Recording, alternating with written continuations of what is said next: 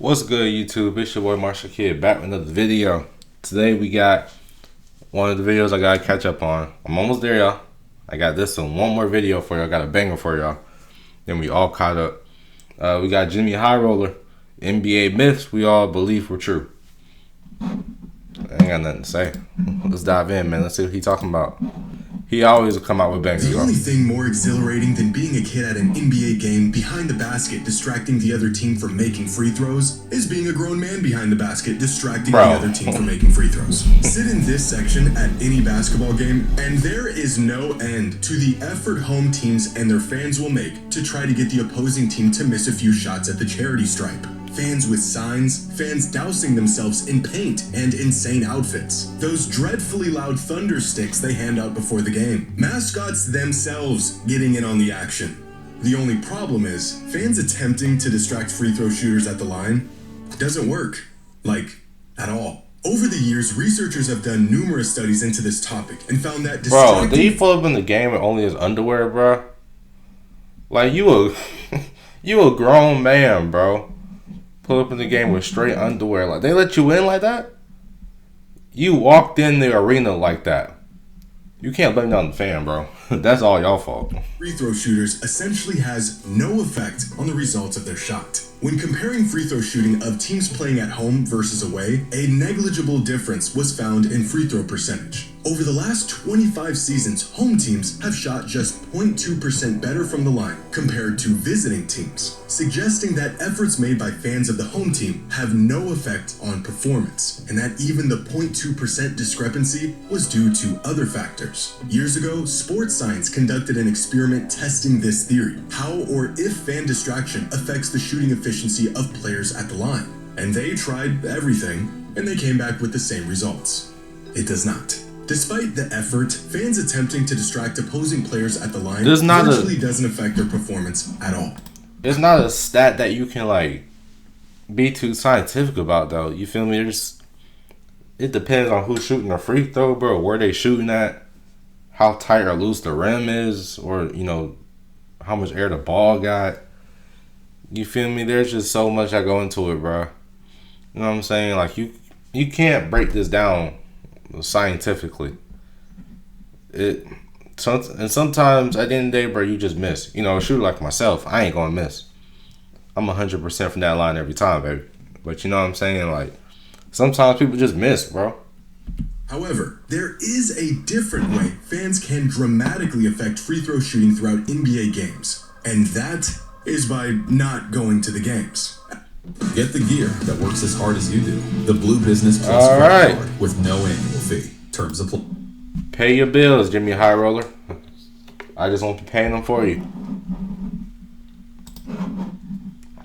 Attempting to create controlled environments for these studies, researchers were given the perfect sample on the effects of fan interaction and player performance due to COVID and social distancing back in 2020 and 2021, where the NBA had a season and a half of games featuring 0 fans. And after gathering the data, researchers found that free throw percentage jumped up by 3 to 4% without fans in attendance across the NBA, from about 76% to 79%, a percentage that fell back down to the long-standing league average of about 75% once fans were brought back into attendance the following season. In fact, their data showed that having fans in attendance affected home teams equally as much as away teams. Overall, it was found that the largest variable that had an effect on free throw shooting was the circumstance of the game. How close the score was, how late in the game the shots were taken, and how important the free throws were. So, although there isn't much you can couch free throw shooting. Hey, Gilbert Arenas, you be talking all that BS on these podcasts. Was the circumstance of the game. You remember this? How close the score was, how late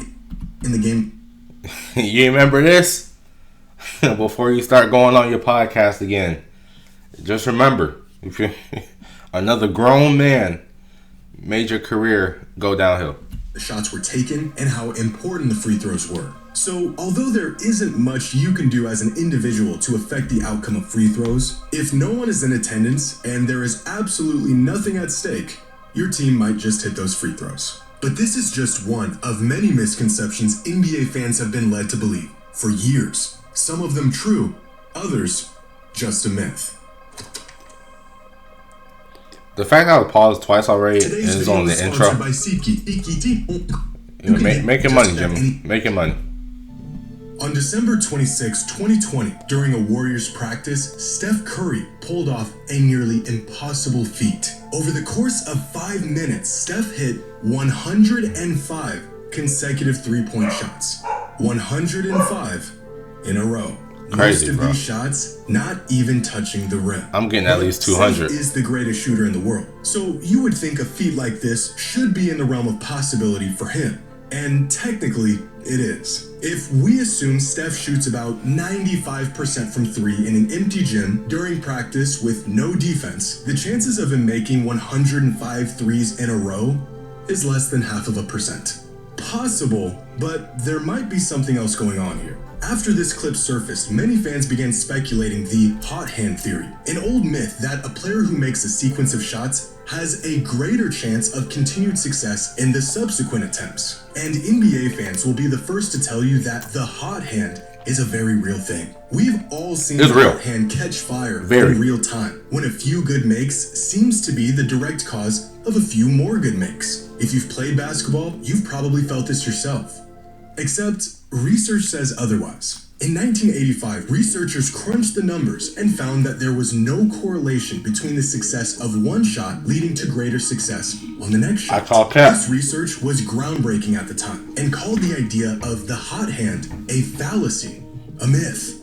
However, recently further research was done on this topic. A lot of research. And what they found was that the hot hand does in fact exist. Contrary to the research done in 1985, with the advent of modern technology, tracking data, and more detailed shooting logs, many studies have shown that when a player makes consecutive shots, the chances of their following shot going in actually does increase. Now, the results of each study are heavily dependent on the sample of players, with one sample seeing a 3 to 4% increase in shooting percentage in these hot hand moments, another sample of players getting an 8% boost in shooting percentage, and a third sample getting a 12% increase in shooting percentage after hitting 3 shots in a row, well, that's all more like it. missing 3 shots in a row. Despite the variance in the overall effect of the hot hand, the results showed that there is a very clear correlation between making your previous shots and the expected outcome of your next shot. But in 2022, researchers at the University of Pittsburgh took this one step further by not just studying the shooting habits of players at practice in controlled environments, but actually gathering data from live games. After analyzing 170,000 field goal attempts in NBA games from the 2014 and 2015, 170,000 field goal attempts in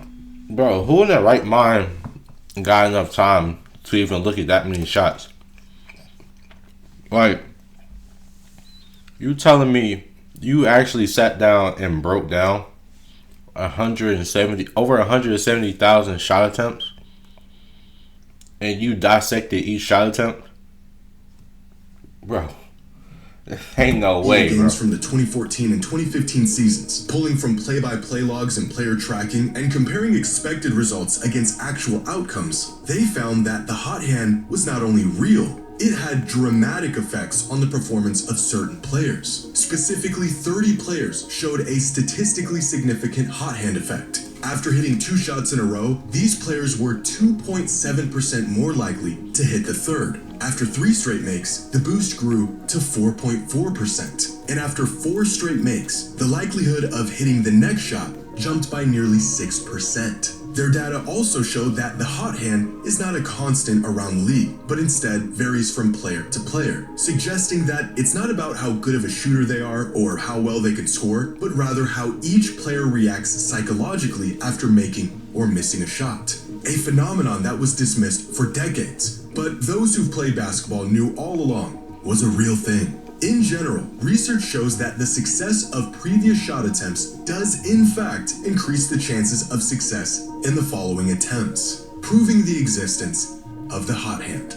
10 years ago, Klay Thompson set an NBA record by scoring 37 points in a single quarter. Even crazier is that he shot a perfect 13 for 13 from the field, 9 for 9 from 3, and hit both of his free throws. 37 points, 1 quarter, not a single miss. Based off of his shooting splits from that season, the chances of him pulling this off were about 0.002%. So either Klay Thompson was the luckiest man alive on that night, or his hands were on fire. Sometimes it can feel like there's no way out of treatment-resistant. Pay your bills.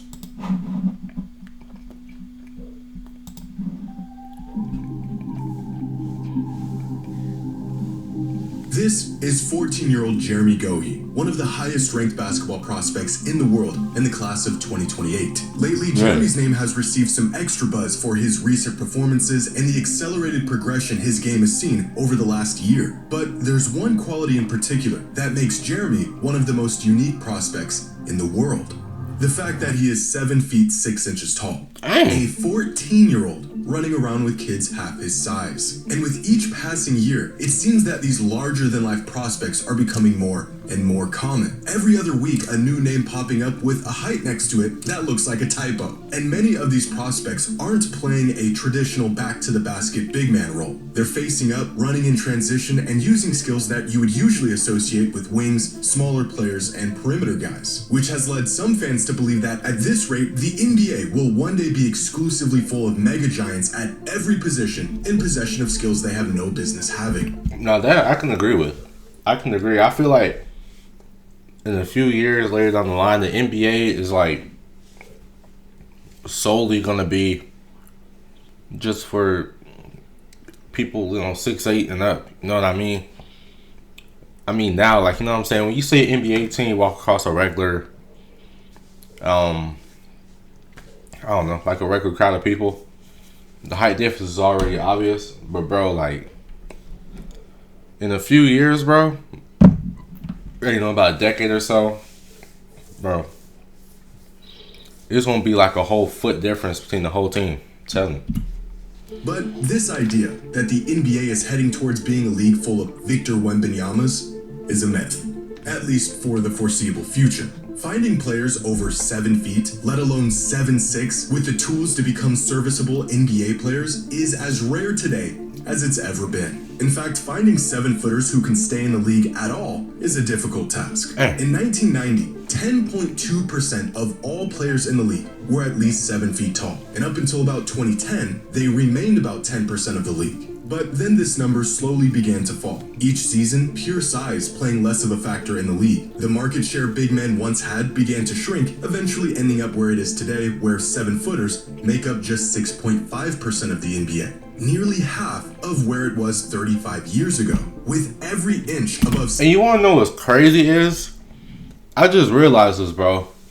Like, literally a few years ago, we were all trying to fit the meta, and playing small ball. You feel me? Like, bro, when Draymond Green started popping off, man, everybody and their mama tried to have a small ball lineup. You feel me? Like, at that point, like, every lineup, everyone was about 6'9" and shorter. You feel me? Everybody wanted to play small ball. And now, you feel me? Like, it just quietly happened, bro. Within a couple years, all of a sudden, you went from small ball to giant ball. 7 feet, exceedingly more rare. The league featuring just 1 to 6 players 7'3" or taller at any given time for the last 3.5 decades. A rate that has not increased in recent years. Now, looking into the future, there is currently only 3 players taller than 7 feet on the 2026 NBA mock draft board. 2027 also features just 1 player over 7 feet tall projected to be drafted. And if finding the oversized talent wasn't hard enough, developing it is almost impossible. Throughout the last 10 drafts, 37 players who are 7 feet or taller were drafted. Of those 37 players, 25 of them are still in the league. And of those 25, only 4 of them have a game that is even somewhat utilized on the perimeter. But this list includes every 7-foot draftee in the entire league. If we exclude players under 7'2", then a decade worth of supersized big man talent gets reduced to just 4 players. Now, at the moment, there are 339 players who are currently listed as NBA prospects through 2027. These are players who are either being scouted by teams across the league or have NBA potential, according to analysts. Of these 339 players around the world, only 6 of them are at least 7'2". And of these 6, 1 of them is projected to be drafted. Regardless of what you see online, players with this size, let alone guard skills, are still extremely rare, and there are virtually none of them currently in the NBA prospect pipeline. So, no, the NBA will not be a league full of Wembys anytime soon.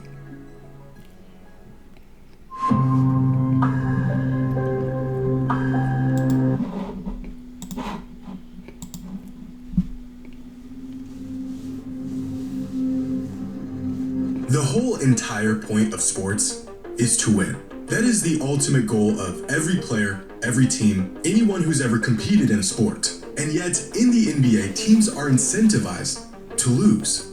Well, not all of them, just the bad ones. Since the inception of the NBA draft lottery in 1985, tanking has been a common strategy to land top draft picks and potentially climb your way out of NBA irrelevance. If you're having a bad season, might as well make it a little bit worse to better your odds at getting a top pick in the draft. But the validity of tanking and if it actually works long term is still a topic of debate. Does blowing up an entire season or two really increase the chances of a team winning more games and contending for a title in the future? Well, this shouldn't even be a question, because this myth is true. Tanking for top draft picks is not only extremely effective, it is the fastest way out of the pits of NBA standings. Between 1966 and 1984, the team with the worst record in the league had a 50% chance of landing with the top pick. A coin toss. Like a literal coin toss between them and the team with the second worst record. But teams took advantage of this, so over the years those odds have decreased drastically to where they are today, where the three teams with the worst records in the league each have a 14% chance of getting the first overall pick. 1 in 7 odds. Odds that are so slim that it shouldn't be worth throwing a whole season away for. And yet, the worst teams in the league continue to take those odds year after year. Because it works. From 2000 to 2020, the teams that landed with the number 1 overall pick in the draft averaged just 34.8 wins per season in the 3 seasons leading up to their tanking season. Then, of course, most of them tanked for that number 1 pick, averaging just 25 wins in those tanking seasons. But then they bounced back, averaging nearly 41 wins in the 5 seasons following their number 1 pick. A nearly 15% increase in wins from before winning the draft lottery to after winning it. But this boost in success doesn't just apply to teams who won the draft lottery, because here are the average records for teams who landed with the 2nd and 3rd overall pick in the draft. Teams who also saw a notable boost in wins after landing a top pick. In fact, on average, teams won 5 more regular season games per season in the 5 years following a top 3 pick in the draft. Now, where the real difference comes in is the playoffs, where teams who won the number 1 overall pick in the draft lottery averaged just 0.6 playoff wins per season leading up to their tanking season. In the 5 years following their first overall pick, they averaged 3 playoff wins per season, 5 times the amount of playoff success they had prior to their pick and prior to tanking. And again, teams that landed with the 2nd and 3rd pick also saw a drastic increase in playoff success in the 5 following seasons. Use any metric to determine the merit of tanking in the NBA, and you'll find that if teams are willing to be horrifically bad for 1 season, they will more than likely bounce back better than they were before they tanked. Even when teams don't select a player who turns out to be a franchise cornerstone, on most occasions they still end up flipping that player for valuable assets, making a top pick in the draft extremely valuable under almost any circumstance. In fact, tanking has been so effective for so long that the NBA has tried everything in the book to mitigate the advantage it grants teams. And still, even after reformatting the draft lottery 4 times, the overwhelming advantage lies with the team who is willing to be horrifically bad. Now, the catch here is that very rarely, if ever, does tanking lead to a championship. The reason for this being that chronic losing usually happens within dysfunctional organizations, which then pushes these bad organizations to tank, which then leads them to getting top-end talent that never gets developed, utilized properly, or built around because the organization is bad, which inevitably leads to more tanking.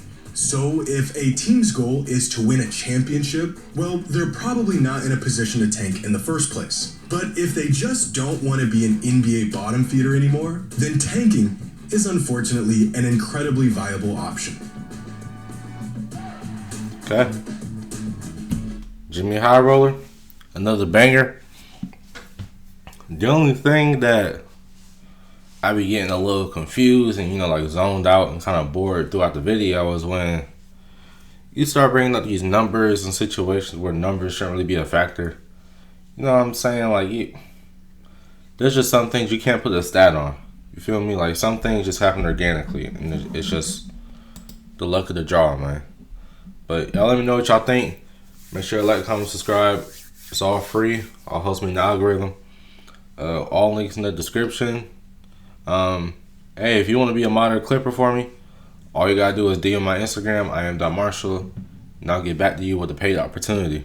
But until next time, man, we out.